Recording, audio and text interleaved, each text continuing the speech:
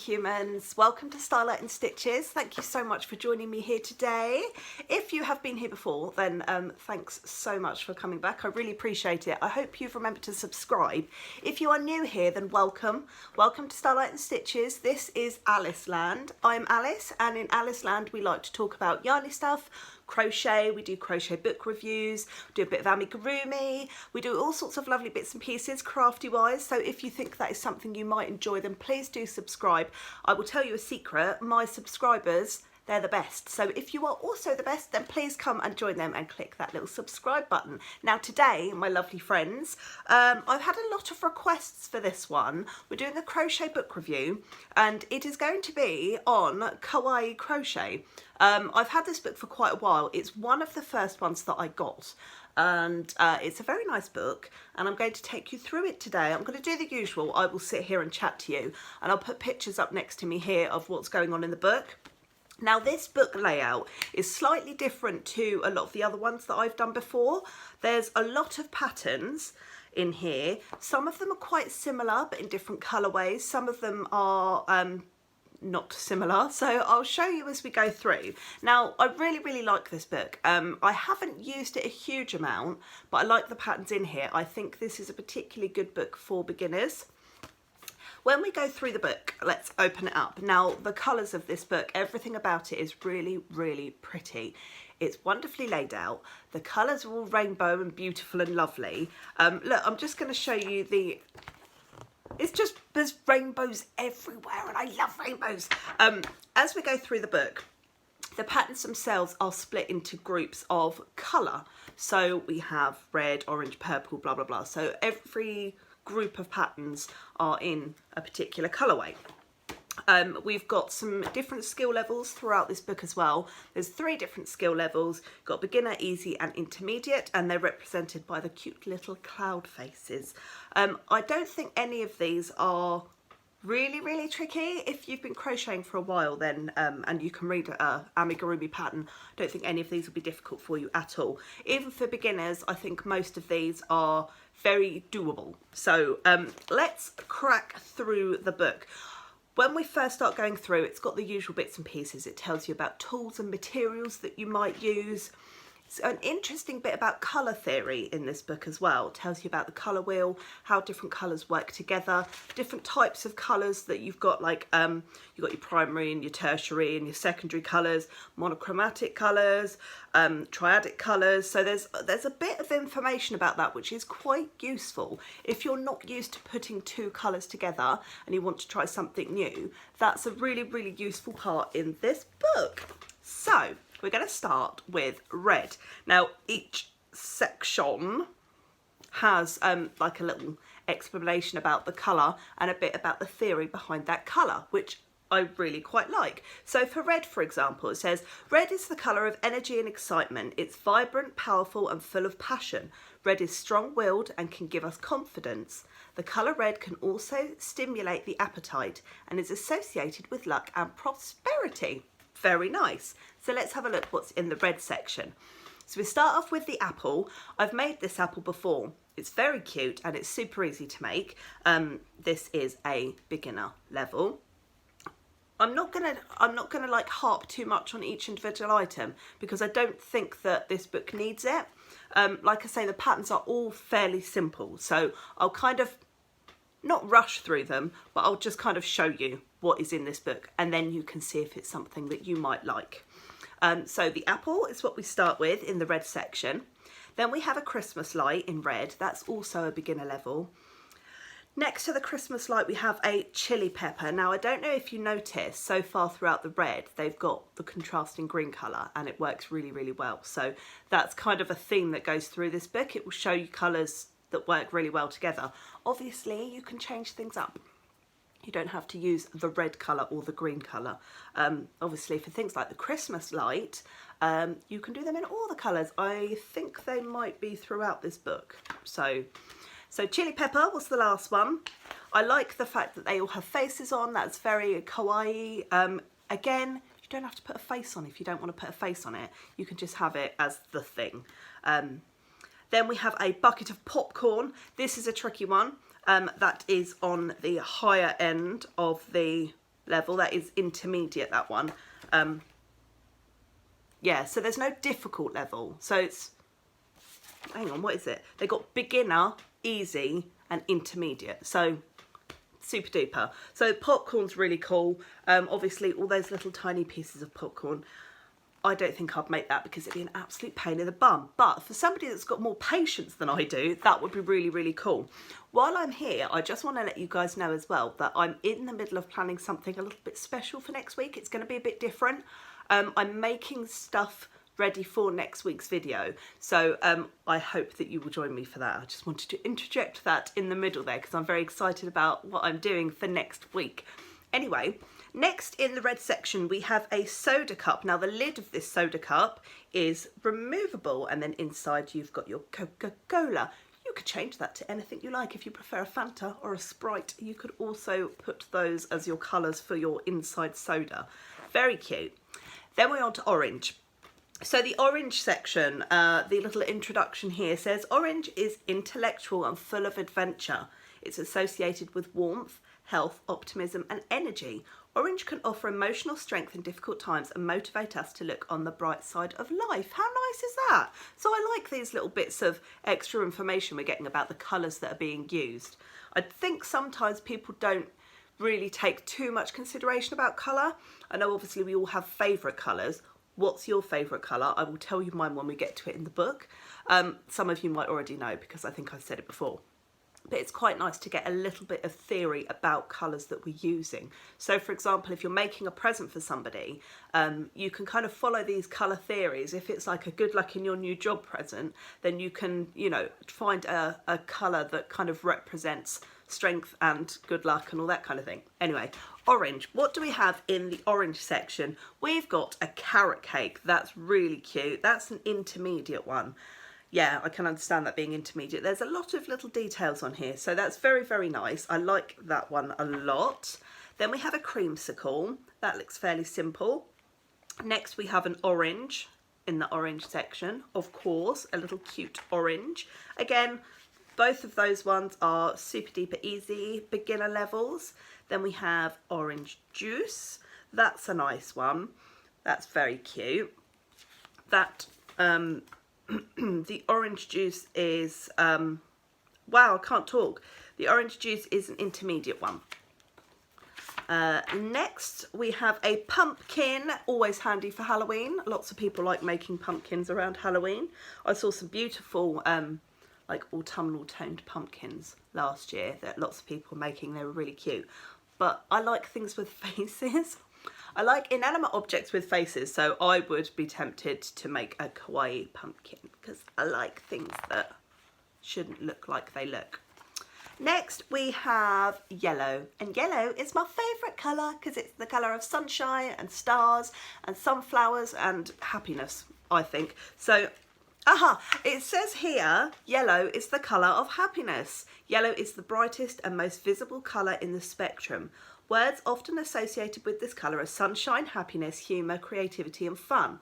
The colour yellow can help with decision making as it relates to clarity of thoughts and ideas. So that's my favourite colour. I love the colour yellow. I would wear yellow all the time if I didn't have such a odd complexion. It doesn't suit me, but I love yellow so much. So in the yellow section we have a banana. I love that. That's really cute. Yeah, that is very, very cute. He's got little pink cheeks as well. This one is this one is an easy one. Next we have a lemon, another little easy one, and then we've got a school pencil. You could do the school pencils in every single colour. Doesn't have to be in yellow, but obviously yellow is the traditional colour. Then we have a lemon cake. That's the intermediate level there. Lemon cake's very cute. Similar again to the orange soda, but just like slightly different style. A mustard bottle. Yes, why not? Why not make a mustard bottle? So if you see what I mean about these patterns, they are very simple, which is why I'm kind of just flowing through them, just so you can see what's available in the book, and then you know whether or not you want to buy it. They're very simple, but they're very cute. you shouldn't have to think too much when you're doing them, which a lot of people like. Next we have green, and green is, now when I was younger, green used to be my favourite colour, and then it changed to yellow when I was about 12, so it's been my favourite colour ever since then, but it used to be green. Green is the colour of nature, symbolises life, growth and rebirth. It can help us feel balanced, calm, fresh and reinvigorated. Green is the colour of goodness for the earth and for health, so that's lovely. What have we got in green? This is one of my favourite ones, actually. They've got the Brussels sprout, and I nearly made a Brussels sprout for everybody for Christmas, and then I decided against it and made the snowmen and the stockings instead. But I love the Brussels sprout. I think that's very, very cute. That is an easy one. Then we've got a Christmas tree. That's really cute. I like that. You could put little dashes of colour, little single stitches of colour on there, or even glue little tiny pom-poms on. That would be quite cute, wouldn't it? There is a picture here of the fairy lights, and obviously you use the green to make the string, so they've added that in there also. We've got a St. Patrick's Day cake, very apt. St. Patrick's Day is only, it's in March normally, isn't it? So that's coming up. That's cute. I love his little hat. What else do we have? We've got a pear. So again, a lot of these would be really, really good if you've got small children, and you know, they want to play shop and you don't want to buy like the plastic toys. You could make them, or for a family member, do you know what I mean? Somebody that's just had children. You could make the food, and then they've got their own little shop with their own little, a little bit more robust as well than plastic ones. I think plastic ones get all scratched up and horrible, whereas I think that crocheted ones would be really cute. Then we have the peas in the pod. I've made the peas in the pod. You can see them just up there. Can you see them? I love my peas in a pod. They're really cute, and they were quite easy to do as well. Yeah, I just think they're really cute, and you can pop them out of the little pouch, and yeah, I think they're adorable. This is the thing, they're all really, really cute and adorable. Don't know how many times I said cute in this one, but they're lovely. Next we have blue, and blue is the colour of trust and responsibility. The colour blue can reduce stress and create feelings of calmness, relaxation and order. Various shades of blue will always work well together, like the sky meeting the ocean. Ah, it's so poetic. Let's see, what do we have in the blue section? We have a baby bottle. That would look nice in a nursery, wouldn't it? For anybody that knows somebody that may be having a baby. Blueberry ice cream cone. Oh, that's cute. I like that. You could make that ice cream cone in absolutely any colour, but that's cute with the little blueberries on the top. I like it. Then we have a bowl of Cheerios. Very nice. It's got a little spoon as well. Nice. Again, a spoon that will be helpful for children's play. We have a milk carton. Don't really have milk cartons that look like this in the UK, but it's universally known that that is a milk carton, isn't it? We have a little rain cloud. Oh, that would, see, I've got like baby stuff on the brain at the moment. Rain cloud, that would look nice on a little mobile, wouldn't it? Hanging above. I'm going to tell you something. I'm going to tell you some really exciting news actually now. My sister is currently pregnant. And she's due in July, so we're very, very excited. So every time I'm looking at stuff in here, I'm like, oh, I can make that for the baby. I have to kind of rein myself in a bit, because otherwise my poor sister's house is just going to be full of crocheted stuff. But yes, that's my exciting news from my family. Also, my ex-husband's sister, she is also pregnant as well. So my daughter's getting two cousins at pretty much the same time. So it's like wonderful news. My sister, I still call her my sister-in-law. My sister-in-law and my sister are going to be having babies at the same time. I love babies. I love babies.